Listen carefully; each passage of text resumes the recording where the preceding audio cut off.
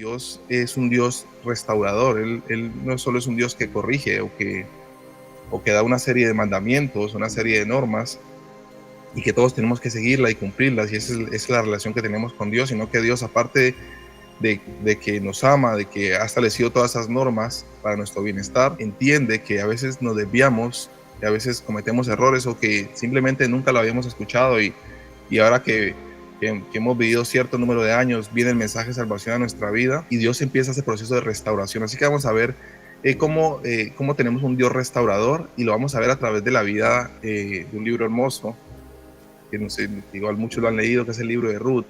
Ese nos muestra un proceso de restauración tremendo, no solo con Ruth, sino también con Noemí. Vamos a ver la vida de estas dos personas y analizar un poquito cómo Dios obró en ellas y qué de parte de nosotros cuando Dios empieza una obra restauradora, qué espera Dios de nosotros cuando Él empieza esa obra restauradora. Contexto el histórico en el libro de Ruth se da en un momento donde los israelitas habían vuelto a sus tierras después del gobierno de que Ciro de Persia les dejó salir.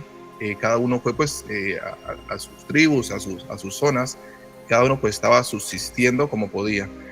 Hubo tiempos de hambruna que algunos israelitas decidieron ir a tierras donde pues a priori por parte de ellos eran prohibidas. Este es el caso de Elimelech, que Elimelech decidió ir a habitar en tierra de Moab con su esposa Noemí y sus dos hijos Malón y Kelión.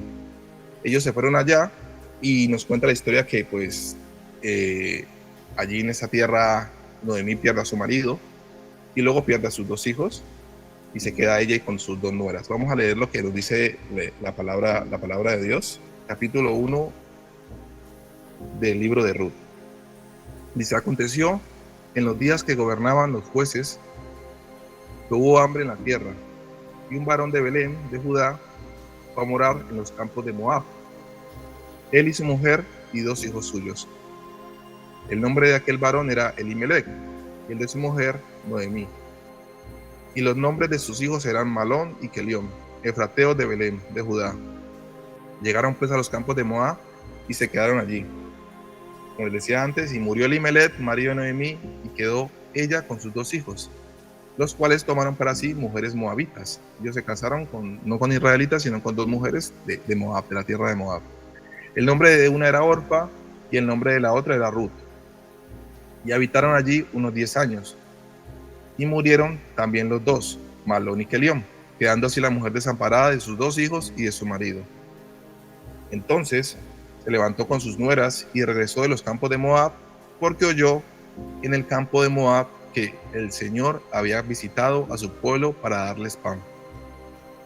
Salió pues del lugar donde había estado y con ella sus dos nueras, y comenzaron a caminar para volverse a la tierra de Judá. Y Noemí dijo a sus dos nueras: andad, volveos cada una a la casa de su madre, es decir, vuélvanse a Moab.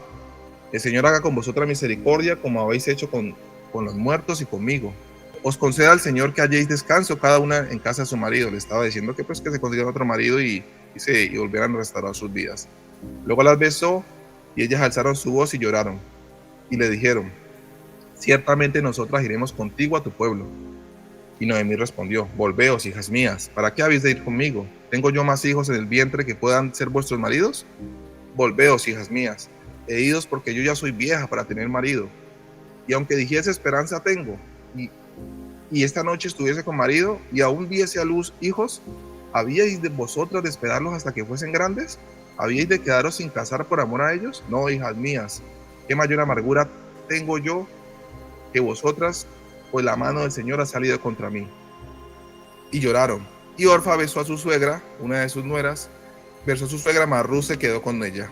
Y Noemí dijo: he aquí tu cuñada se ha vuelto a su pueblo y a sus dioses, vuélvete tú tras ella. Respondió Ruth, este es el texto clave de esta lectura. Respondió Ruth, dice: no me ruegues que te deje y me aparte de ti, porque donde quiera que tú fueres, iré yo, donde quiera que vivieres, viviré. Tu pueblo será mi pueblo y tu Dios mi Dios. Donde tú murieres, moriré yo, y allí serás sepultada, y allí seré sepultada. Y así me haga el Señor, y aún me añada que solo la muerte hará separación entre nosotras dos. Y viendo Noemí, el último versículo, el versículo 18 dice: y viendo Noemí que estaba tan resuelta a ir con ella, no dijo más. Aquí el versículo clave, como les decía, es el versículo 16 y 17, los versículos clave, versículos 16 y 17. Vemos cómo se produce en ese momento una conversión en la vida de Ruth. Si estudiamos qué es Moab, Moab es una tierra pagana donde la gente adoraba a diferentes dioses, practicaban diferentes tipos de inmoralidad, todo lo contrario a lo que era el pueblo de Israel. Inclusive, si vamos más atrás en la historia, fueron los moabitas que contrataron a Balaán para que maldijera a Israel cuando Israel iba avanzando con Josué. Imagínense el nivel, la talla de los moabitas. Ellos habían contratado a un brujo para que maldijera al pueblo de Israel, que no lo consiguió hacer. Entonces Dios ya les había establecido: a los moabitas no les deseéis el bien, y si podéis vengaros, como decir, venganza, porque ellos contrataron a un brujo para que los maldijera. Eso es lo que se había establecido con Moisés. Ahora bien, ¿cómo es posible que nosotros veamos que Noemí, Ruth está decidida a asistir con ella y se viene con ella a pesar de que ya había establecido qué relación debían tener los israelitas con los moabitas? Pero vemos aquí algo muy, muy, muy importante, el espíritu de la ley. Ahí lo que Dios estaba diciéndoles en cierta forma era: aquellos moabitas que aborrecen al Dios de Israel, que viven en pos de otros dioses y que practican su vida y no desean nada conmigo, con ellos no os juntéis. Este era el espíritu de la ley. No que si me dices tú eres moabitas o tú eres de tal sitio, pues entonces no te hablo, no te miro, no quiero relación contigo. Que a veces nos pasa a día de hoy, muchas veces cuando alguien nos dice que no es donde nosotros tenemos afinidad. Pues en ese momento, ¿qué produce? Ruth está diciendo: no, yo rechazo a mis dioses, rechazo a mi pueblo, y yo deseo aceptar ser una prosélita de Israel, deseo aceptar todo lo que un judío es, su Dios, sus costumbres, su tierra, es decir, se convirtió. No sé si les parece algo similar a lo que pasa a día de hoy cuando nosotros aceptamos a nuestro amado Jesús, cuando Dios nos hace ese llamado. Vemos que desde allí, de ese momento, empieza la restauración tanto de Noemí como de Ruth.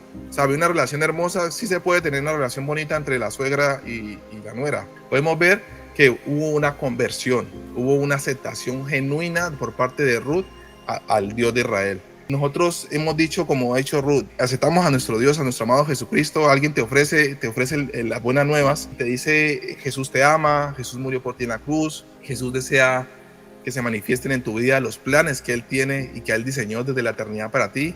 Y tú dices: sí, ok, yo lo acepto, y empiezas a caminar en pos de Dios. Pero no solamente es un momento de aceptación y que se quede allí, un momento de una decisión como la de Ruth. Ruth se tuvo que mantener, y allí es donde vamos al capítulo 2 a ver cómo Ruth se mantuvo y cuál fue la actitud de ella ante ese proceso de restauración que había empezado el Rey de Reyes, el restaurador por excelencia, nuestro amado Jesucristo. Llegan ellas a Moab.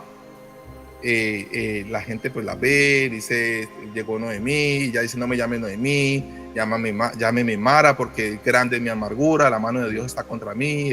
Salí con las manos llenas, porque en ese tiempo una mujer con marido y con 2 hijos varones, eso era una bendición tremenda, porque si moría el marido, los hijos varones se hacían cargo de ella. Pero a ella se le murió el marido y se le murió los hijos varones. Es que en ese tiempo las huérfanas, las extranjeras y las viudas eran totalmente indefensas. Y estábamos hablando de Ruth, otra viuda, y de Noemí, 2 mujeres, y aparte mujeres. Si fuera así el caso de hombres, totalmente diferente.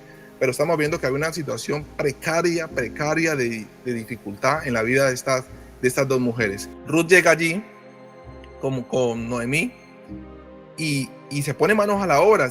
Noemí estaba pues en un estado de depresión. Ella sabía que tenía que vivir de la mendicidad, tenía que vivir de la buena voluntad de algún hombre, de alguna persona que le quisiera dar para comer. Pero Ruth, vemos la actitud de Ruth viendo la situación de su suegra, que dice: déjame ir al campo y recogeré espigas en pos de aquel a cuyos ojos hallaré gracia. Voy a hablarles un poquito del tema del campo.